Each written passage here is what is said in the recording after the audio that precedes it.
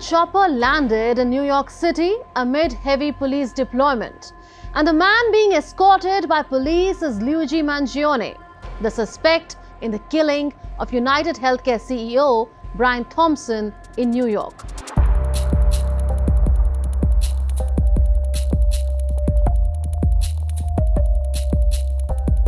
The 26-year-old man faces murder charges, both federal and state murder charges in New York, including murder as an act of terrorism. However, he pleaded not guilty in court. Not guilty. Not guilty. His lawyer argued that Luigi is being treated unfairly, caught between federal and state prosecutors with conflicting theories. Listen to what Luigi's lawyer said in court.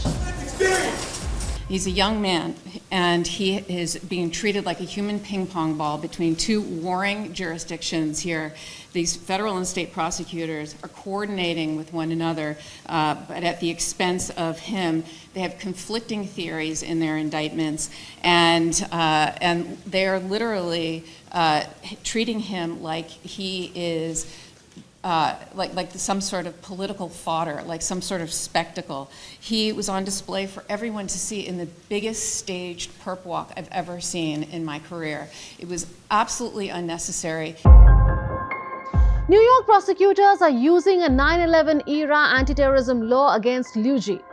He could face the death penalty if found guilty of the federal murder charge, while the state charges carry a maximum penalty of life in prison without the possibility of parole. Thompson was shot dead on the 4th of December outside a New York hotel where UnitedHealthcare was hosting an investor conference. New York police had issued surveillance images of the suspect. Police launched a massive manhunt for the suspect, who eluded police for nearly a week. Luigi was arrested at a McDonald's outlet in Altoona, Pennsylvania on the 9th of December. Police got the tip from McDonald's staff who recognized the suspect.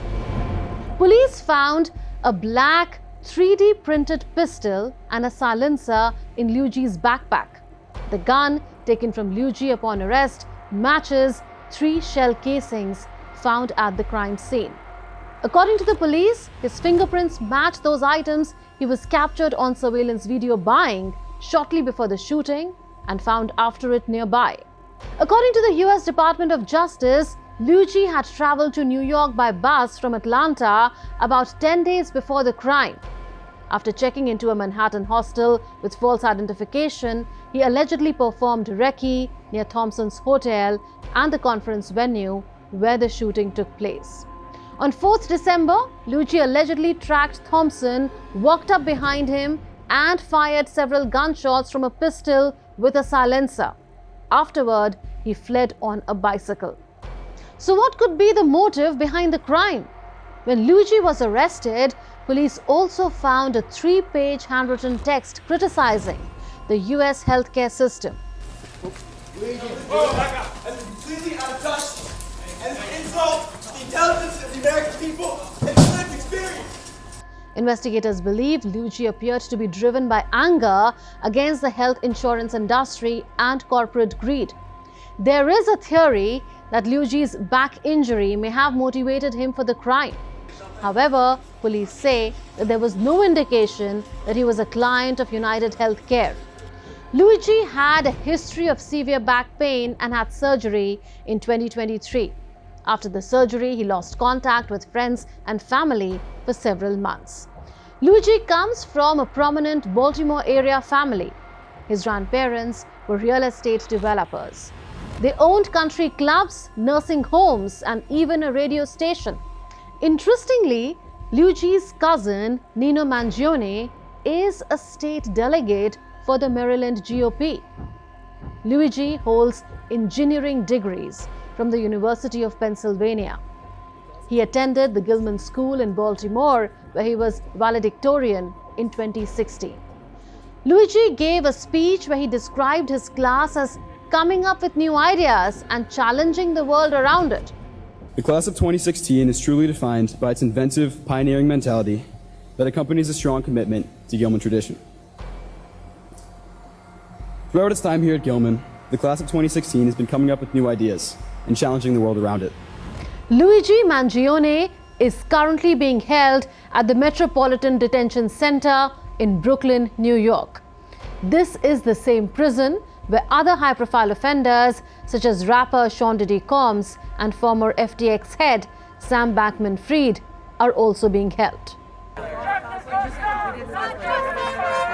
This incident has sparked deep public frustration with the US commercial healthcare system. The internet went crazy over Luigi. You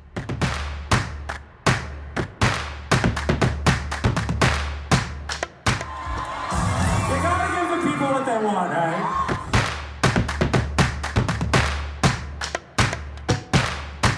Many social media users are painting Luigi as a hero. Some even compared him with Superman. Meanwhile, US President-elect Donald Trump has condemned people admiring Luigi. I think it's a terrible thing. I think it's really terrible that some people seem to admire him, like him. And how people can like this guy is, that's a sickness, actually. Several dozen people gathered outside the courthouse to express support for Luigi and anger at healthcare companies. I think that this was a very powerful message that was sent, and that's why there's so many people like crying out and saying he's not wrong. Violence is wrong, but the message is not. The message that our healthcare system is broken and needs to be fixed is absolutely correct. The widespread media coverage of Luigi has sparked another debate. Many are questioning why the Western media is being so sympathetic towards him. Research shows white men who commit violent crimes, especially in high-profile cases, are often portrayed in more positive light. Studies have found that news outlets tend to focus on mental health of white perpetrators, trying to understand their motivations, while suspects from other racial backgrounds are often stereotyped. So the question remains, is Luigi's case a reflection of a deeper societal bias? That's all in this edition of Connecting the Dots. We'll see you next week with more raging issues. Until then, it's a goodbye from all of us in the Delhi newsroom. This is Munmun Bhattacharya signing off. Take care and stay safe.